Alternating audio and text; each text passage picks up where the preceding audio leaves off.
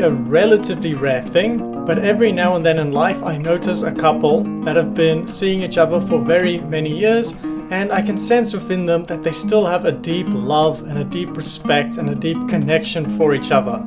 And I find that quite inspiring and motivating and optimism-inducing. And also just, I find it really curious to pay attention to what do those people tend to do right. What in their lives has made their relationships so successful and so deep for very many years.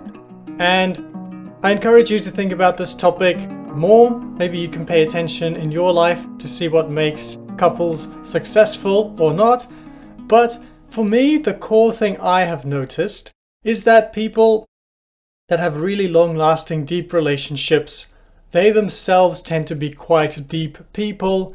They are people that feel into their own emotions a lot, that introspect a lot, and it's almost perhaps like a limitation that the love you share with someone else can only be as deep as your own depth. The depth that you know yourself is how much you can give to the other person. And if you both have an attitude, seemingly, towards exploring your own depths and going deeper and deeper within you, then you can sort of synchronize with each other, bounce off each other, and continuously find and see and share the depths within the other person and the depths within you. So it's like a multiplication effect that people that are already deep have the intention of going deep within themselves and exploring the depths of another person that they're in a relationship with. It's a positive feedback loop that just means there is so much over the years to discover, because human beings are really deep creatures. Sometimes it's staggering the depths to which just we are. So if you do this in the setting of a relationship, there's so much to discover, and there's literally a lifetime of really beautiful things to see in the other person and really beautiful things that the other person can bring up in you. So that's maybe the core thing that I notice in people that have this deep love connection over their whole lives. But also something else, a very pragmatic and noticeable thing, very common theme that I see, is that people that have a really strong connection with each other is both parties have a meaning in life that is greater than just the relationship or just themselves. So what I mean by that is it can be very simple, perhaps it's as simple as raising a family. If there's children that both parents really love, really care about, and really want to raise to the most optimal potential of the children, then there's a meaning in their lives greater than just themselves. But it can be very simple. Perhaps people just have two jobs. They each have a job, but not just a job that they have to do, like a drag type job. They have something that they really love in life and that they commit themselves to. And if you commit yourself fully into some sort of a positive endeavor, let's just say, for example, because it's an easy example, one of the parties is a surgeon and the other party is working at NASA as an engineer there. Okay? Both those people, they go to work, they engage so fully with their hearts even, with their work, that when they come back, they have discovered more about themselves. They've had a story to tell. So it's like people go their separate ways, live lives on their own, but then they come back to share everything. And in that case, when you come back to share what you've been doing in your greater life, then it's like a mixing pot.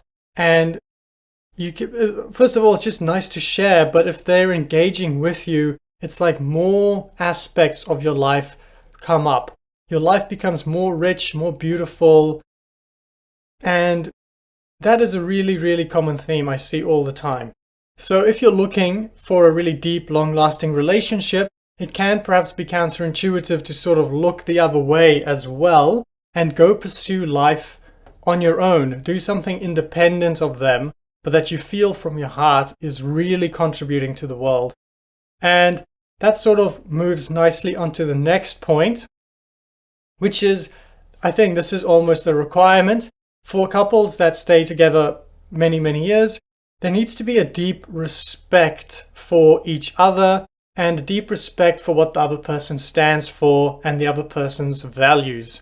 So just to take a contrary example, if you just imagine two very beautiful people, perhaps the man inherited perhaps a dodgy business from his dad, and he is very rich though, and you have a woman that she was born really beautiful. And these two people meet, and on paper life should be fantastic. They've got money, they've got freedom, they've got good looks, but these relationships, they tend to not be filled with long-lasting love. And it's sort of because at a level, a ground level, the relationship isn't built on solid grounds, can be crumbly because the woman doesn't deeply respect the man that's making money off a dodgy business. And perhaps the man doesn't really respect the woman because she was born beautiful, but now she's just living off luxury at a high expense. So people actually are a lot happier if they are just normal human beings doing a normal job that's contributing to society, but every day as they go about their lives, they're standing upright in the values they believe in and they show integrity. And that respect, if you can see the other person acting with integrity, it is really, really, really important for this long-lasting love. And even more grounded than that, it helps you stay integral, it helps you stay grounded, and it's an inspiration to the other person. So again, if both people have this intention of living life from their values and from their integrity, it can be a positive feedback loop where you just inspire each other more and more, and then of course the respect grows more and more, and that respect is a very nice aspect of love as well. Okay, so also, this is now maybe taking a step to the left, a little bit off topic or on a different topic. I see people that have really genuine connection with their partner. They like to share very vulnerably. So after we see someone for perhaps, a few years, we feel like we've gotten to know the other person quite well, but then at some point we might start ignoring telling them things, telling them our emotions, because they just become like routine. But if something big happens in your life or you have some sort of emotions, especially if it feels vulnerable, if the thought of telling your partner sort of makes your heart beat faster, some emotion that you've been feeling or some just abstract thoughts, anything that you can sort of put into words, if the thought of telling your partner that it feels exciting but makes your heart beat because it's maybe a vulnerable thing to share, that can be really, really, really good for the longevity of a relationship. And again, it sort of ties back to this aspect of depth, but the vulnerable aspect, it's hard to put into words why it is so valuable, but it's something really worth remembering. But yes, I can't really put too much more words to it than that. So let's move on to the next point. And this one is maybe a little bit not controversial, but it's my opinion. Other people might disagree with me, but I would suggest not spending like way too much time together. A lot of people, when they fall in love, of course, it's very natural to want to spend every second of your day with them. But if you do this to such an extent that you never get out of the other person's face, it's sort of inevitable that you will get bored of them, or it will become mundane, or that a codependency will sort of start to develop. So on a very practical level, it can just be healthy to take time apart. This can tie very nicely into the first point, if both people have something going on in life, maybe both people have careers, or maybe you just sometimes go traveling on your own or go camping on your own or spending a weekend with your friends. That can just give a little bit of time apart for each party involved to find their own feet. And that's really important because if you can be happy in yourself and go out into the world and come back and sort of meet at a balancing point instead of like this constant intertangled web. If you're at a place where you can just stand on your own feet, you are just happy in life already, and the other person is just providing a tremendous bonus to you. You don't require them, you don't crave them to satisfy your insecurities or satisfy or make up for any issues you have, because you're standing on your own feet. And it's important to find your own feet, or if you do want to find your own feet, it's important to spend some time separately.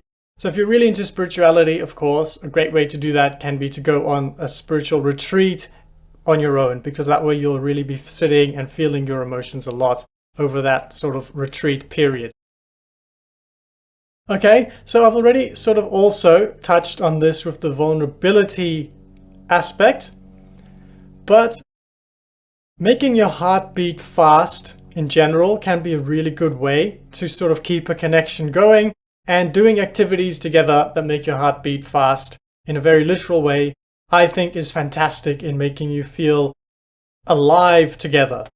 So that can sound like a bit of an innuendo, like doing things that make your heart beat fast. But I mean, on a very practical level, you could do things that excite you, like maybe whatever it may be for you. Maybe it could be scuba diving or skydiving or just going traveling or whatever that may be for you. Maybe it can also be literally just physical exercise.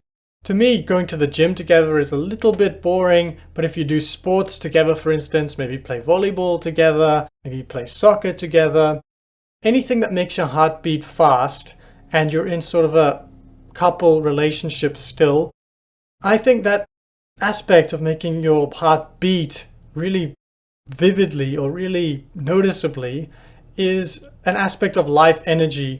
And ultimately, romantic relationships do really have that aspect to them. It's a very important life aspect, that vitality, that life connection with each other.